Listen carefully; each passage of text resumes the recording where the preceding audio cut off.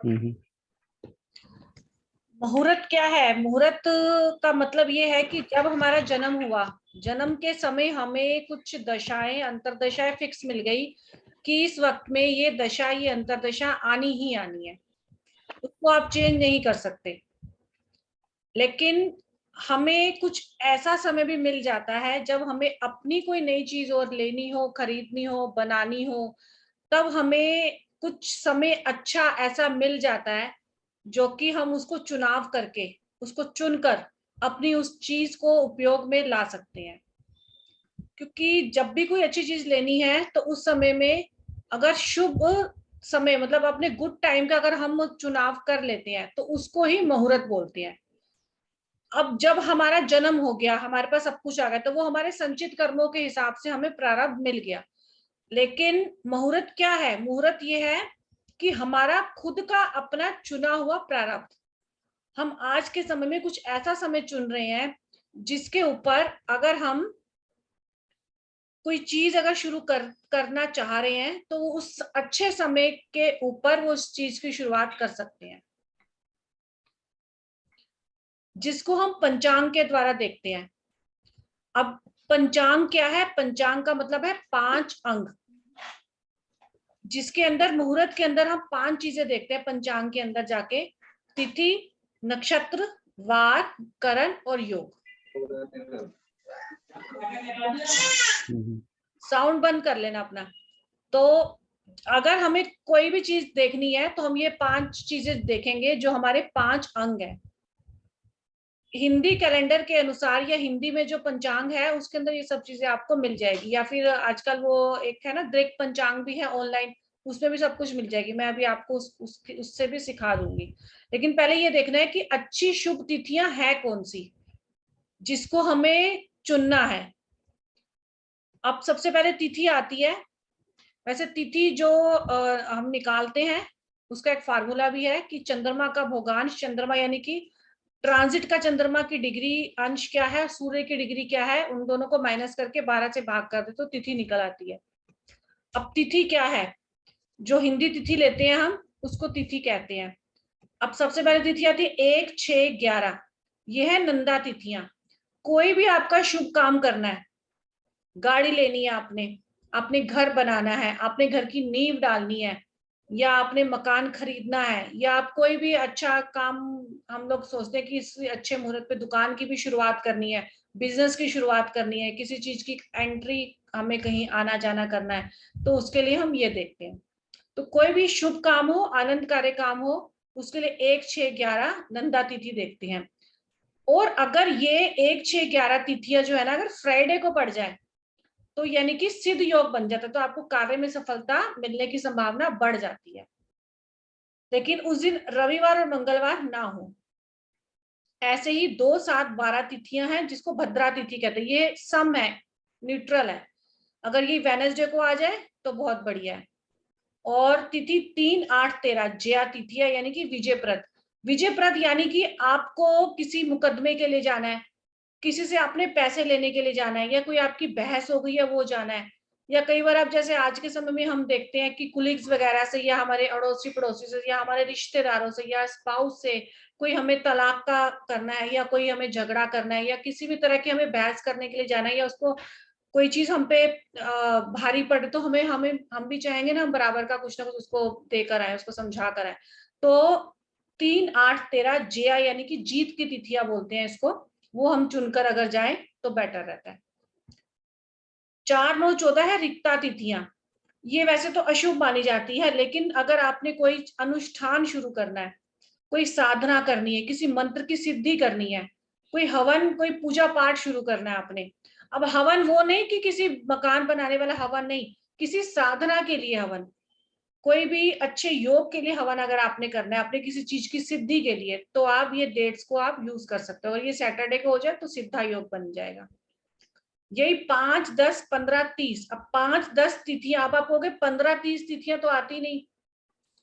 15 और 30 तिथियों को बोलते हैं पूर्ण तिथियां, जिसमें से 5 और 10 शुभ है, लेकिन 15, 30 सामान्य है, मतलब इक्वल है, और थर्सडे को पड़ेगी।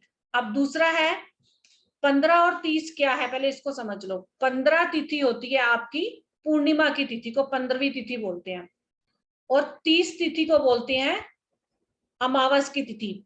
क्योंकि आप ये देखना कि 1 से लेकर, अगर आप प्रथमा, द्वितीया, तृतीया, चतुर्थी तिथियां लेते हो, उसके अकॉर्डिंग आपकी 1-2 पक्ष होते हैं सामान्य, एक आपका शुक्ल पक्ष, एक होता है अंधेरा पक्ष बोलते हैं जिसको। तो शुक्ल पक्ष में भी 15 दिन आते हैं और अंधेरे पक्ष में भी 15 दिन आते हैं। तो जब शुक्ल पक्ष के अंदर आपके 15 दिन आएंगे और अंधेरे पक्ष के अंदर जो 15 दिन आएंगे, ये 15 और 15 पूरे 30 दिन हो जाते हैं। तो ये पूरा 1 से लेकर 30 तक।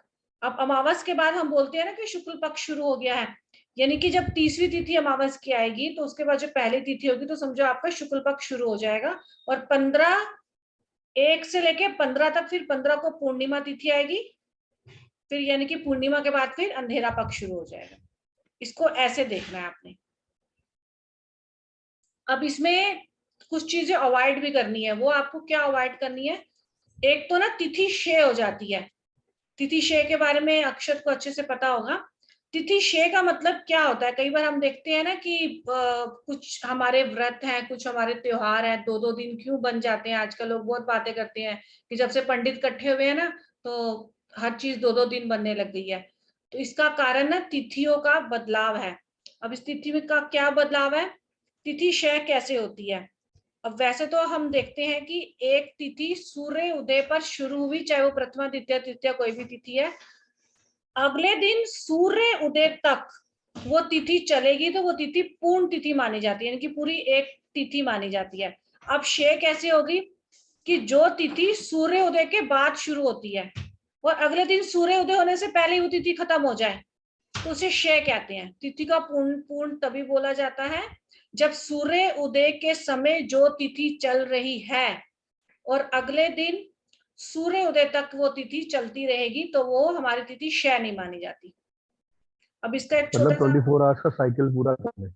हाँ, 24 आवर नहीं, देखो अगर क्या है कि सपोज करो आज जो भी तिथि है, आज की जो तिथि है उस हिसाब से वो सूर्य उदय पर शुरू हुई थी आज की तिथि।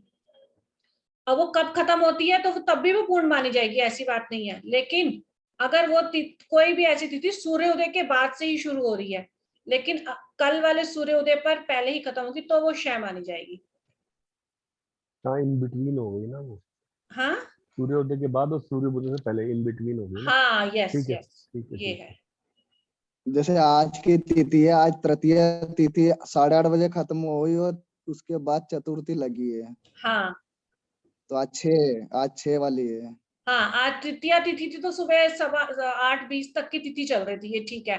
तो चतुर्थी तिथि, 8:20 तक थी, लेकिन उसके बाद तृतीया तिथि चतुर्थी लग क्षय गई नहीं, थी। तृतीया तिथि अक्षत क्षय कैसे होगी?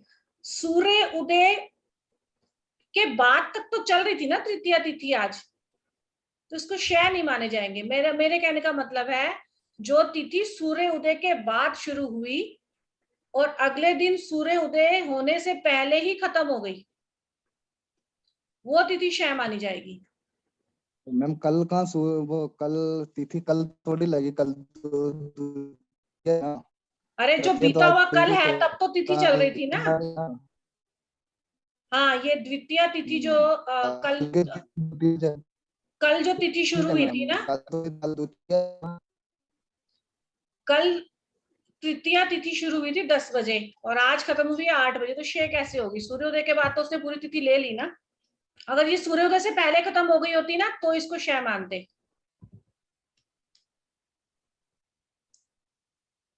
अच्छा,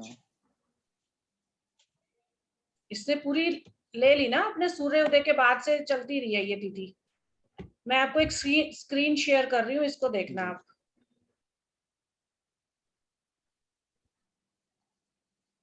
ये देखो, नजर आया? हाँ, आ रहा है।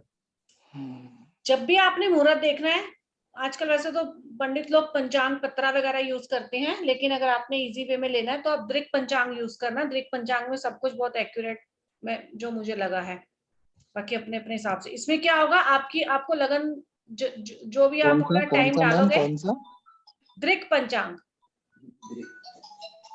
इसमें आप जो दृक। भी टाइम और डेट ऑफ बर्थ में इसको खोलोगे ना, वही आपकी कुंडली बनकर आ जाएगी। अब देखो देखो 8:38 पे मैंने इसको खोला है, तो देखो अब भी वर्तमान के समय का गोचर आ गया। तुला लगन की कुंडली है अभी। अब देखो आज सूर्य उदय हुआ 6:24 पर, सूर्य अस्त होगा आज 6:33 पर। अब तृतीया तिथि है ना, 8:20 तक चली थी सिर्फ, सुबह AM तक। सूर्य उदय के बाद, सूर्य उदय हुआ था 6:24 पर, लेकिन तृतीया तिथि थी 8:20 तक, तो तृतीया तिथि क्षय नहीं थी। ठीक है, ऑलरेडी 2 घंटे कवर कर लिए उसने उसके कल बाद। अरे सूर्य के 2 मिनट बाद तक भी चल गई, तब भी तिथि आपकी पूर्ण मानी जाएगी वो।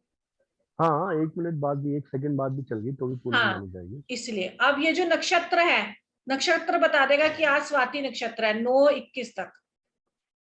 योगा जो, अब फिर करण, 2 करण चलते हैं हमेशा, क्योंकि ये करण हमेशा आधे आधे। हाँ, पक्ष क्या चल रहा है? कृष्ण पक्ष चल रहा है।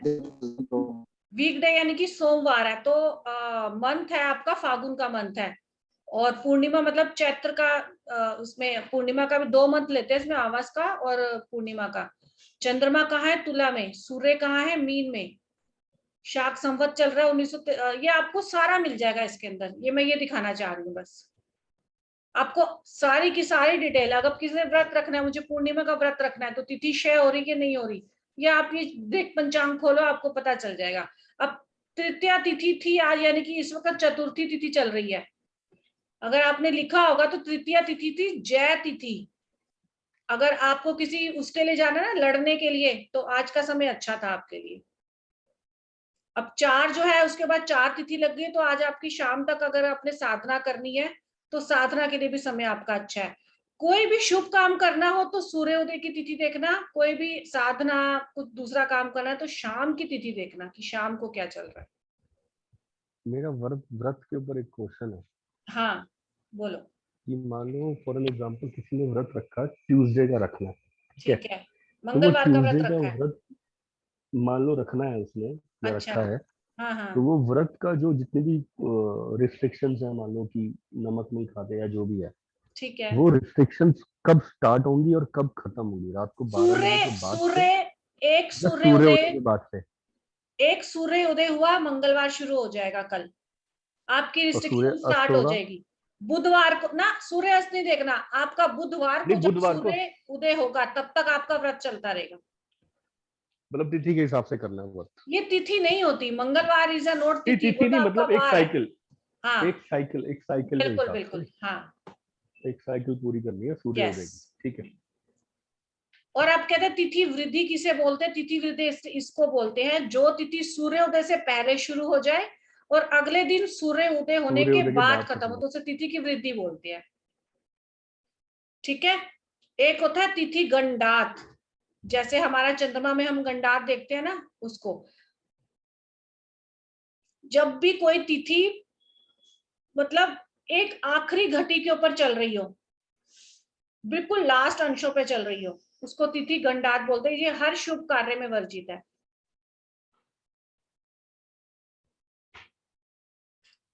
इसको हम देखते हैं कि अगर कोई भी तिथि है, नंदा तिथि होगी, सपोज नंदा तिथि की जो भी प्रारंभिक घटी होगी, प्रारंभिक एक घटी में 24 मिनट होते हैं, यानी कि कोई तिथि जब शुरू हुई तो उसके शुरू के जो 24 मिनट होंगे ना, वो गंडात के होंगे, और आखिरी के जो 24 मिनट होंगे वो गंडात के होंगे। इस वक्त कोई काम नहीं करना शुरू,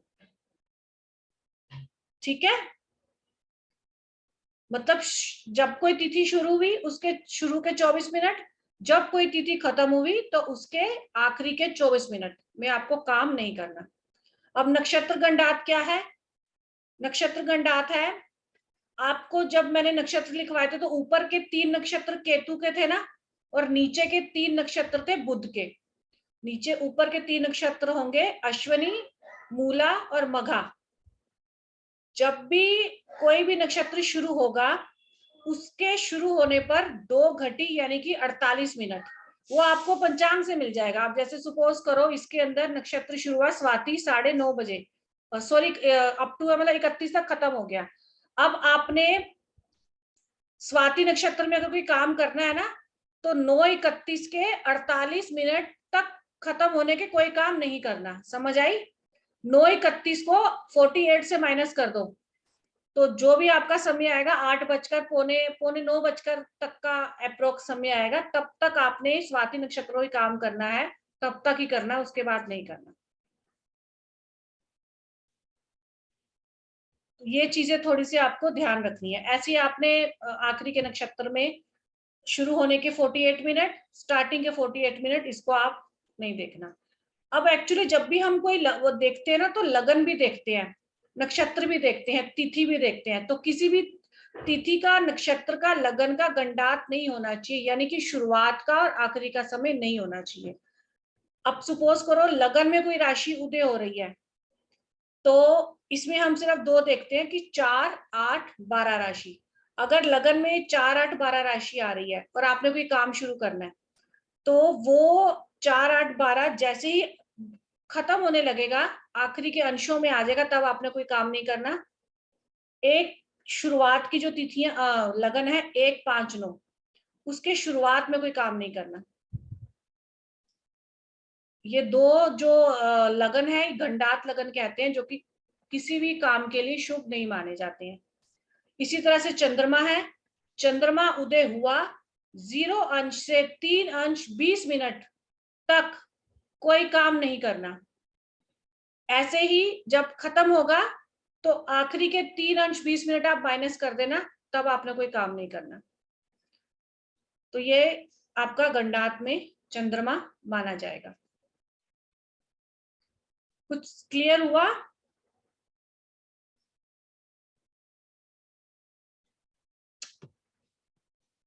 अब जैसे कि इसके अंदर आप देखो चंद्रमा की डिग्री क्या है आज, इसमें दूसरी तरह से दे रखा है। चंद्रमा की डिग्री है आपकी इस वक्त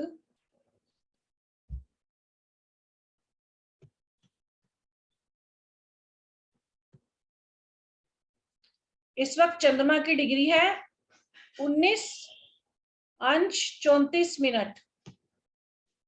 तो जो चंद्रमा की डिग्री है, तो अभी तो फिलहाल आप लोग काम जो भी है कर सकते हो। जैसे ही चंद्रमा की डिग्री जो है ना आपकी 26 डिग्री 40 मिनट आएगी, तो आपने काम नहीं करना।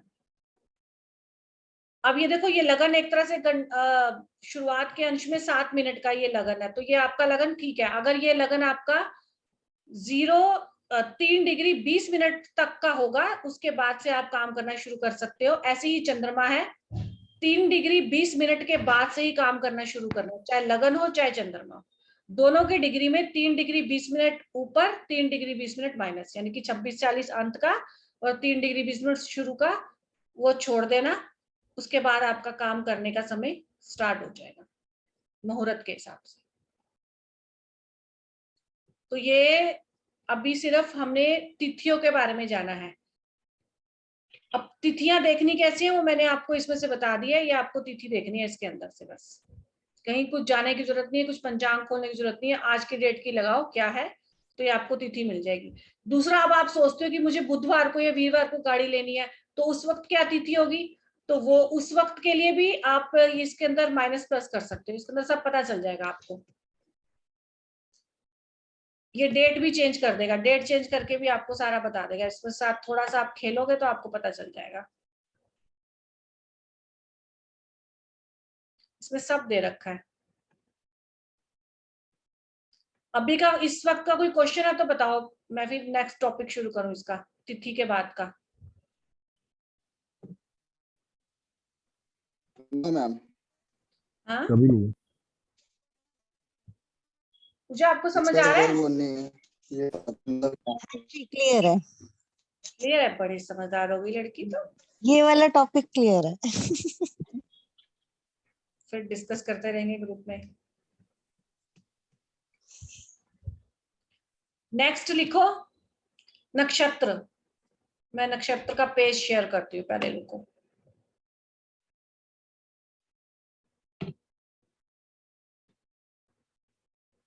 इसकी फोटो खींच लेना, ये याद करना मुश्किल है।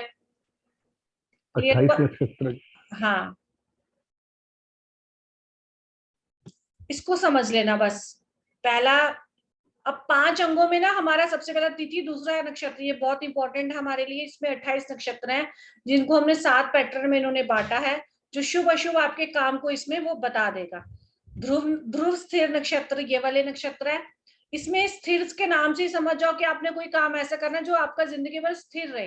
अब मकान बनाओगे तो बार बार तो मकान बनेगा नहीं, नींव भी तो एक ही बार रखी जाएगी। घर का प्रवेश, कुआं खोदना पहले के जमाने में था, आज के समय में बोरिंग करना, मोटर के लिए बोरिंग करना पानी के लिए। और जॉब भी आप चाहोगे कि हमारी स्टेबल रहे, शादी भी स्टेबल रहे, किसी कोई मशीन लगानी है तो भी स्टेबल रहे, कोई जमीन का कार्य करना, कोई जनेऊ संस्कार करना, तो आपको ध्रुव स्थिर देखना पड़ेगा उस वक्त का नक्षत्र। अब चल के नाम से है कि चल यानी कि चर प्रवृत्ति के नक्षत्र, कि वो काम हमेशा चलता ही रहे। आपकी मशीन लगाना और चलाने में फर्क है। मशीन लगाना आपको स्थिर में देखनी है, चलाना आपको चल में देखनी है। गाड़ी चलाना सीखना है, कोई यात्रा शुरू करनी है, वो काम जिसमें आप चाहते हो कि मूवमेंट बनी रहे, वो आप चल नक्षत्र में करना। उग्र क्रूर के नाम से यह नक्षत्र तीसरा, लड़ाई झगड़ा, कोई अग्नि से जुड़ा कोई ना कोई, हम लोग प्लांट लगाते हैं, कोई काम करते हैं, चोरी का लोग पहले देखते थे, कोई किसी मेडिसिन की खोज करना, कोई वेपन्स का काम करना, कोई ऑपरेशन का काम करना, तो उसके लिए है। मिश्र साधारण मतलब मिक्स, ना शुभ ना अशुभ, वैसे यज्ञ हवन के लिए देखते हैं। क्षिप्र लघु ये ऐसे काम के लिए देखते हैं जैसे कि कोई एजुकेशन हो गया, आपका बिजनेस हो गया, ज्वेलरी बनाना या पहनने के लिए लोग देखते हैं, कोई कला से जुड़ा कार्य। लेकिन पुष्य नक्षत्र इसके अंदर जो है ना, वो मैरिज के लिए अच्छा नहीं है। अब मृदु मैत्र नक्षत्र है, या मृदु है यानी कि कोई बिजनेस के लिए, ये भी म्यूजिक के लिए, क्योंकि मृदु है ना, मीठा मीठा सा, नए सिरे से कोई रिश्ता बनाना है। तीक्ष्ण दारुण, अब ये भी थोड़ा सा नाम से अजीब है, तो अशुभ माना जाता है। किसी को पहले तो मारने काटने के लिए, मारन काटन एक अलग सी क्रिया है, वो मैं बताती हूँ आपको कैसी है। किसी को वश में करना, उच्चाटन मतलब किसी को वश में करने के लिए किसी का मन किसी के प्रति से हटा देना। तपस्या करना, दूसरों को नुकसान उठाना, जानवरों को ट्रेन करना। इसमें आद्रा नक्षत्र शिक्षा के लिए अच्छा है, और मूल नक्षत्र विवाह के लिए अच्छा माना जाता है। तो ये इस नक्षत्र को नोट करो, याद धीरे धीरे हो जाएंगे जब आप उसमें आ जाओगे। नहीं तो जब भी मुहूर्त निकालो, अपना ये पेज खोलो, आप उसको चेक कर सकते हो। वीडियो आउट हो रही है, दोबारा ज्वाइन हो जाना। अब इसके अंदर है कि भद्रा के समय चंद्रमा जो है ना 4, 5, 11 राशियों में हो तो भद्रा का निवास पृथ्वी पर होता है। इस समय में आपको कोई काम नहीं करना है, ठीक है। और अगर चंद्रमा 1, 2, 3, 8 में हो तो भद्रा का निवास स्वर्ग लोक में है। अब वो जो देखते हैं ना राखी का समय, वो ऐसे ही देखते हैं।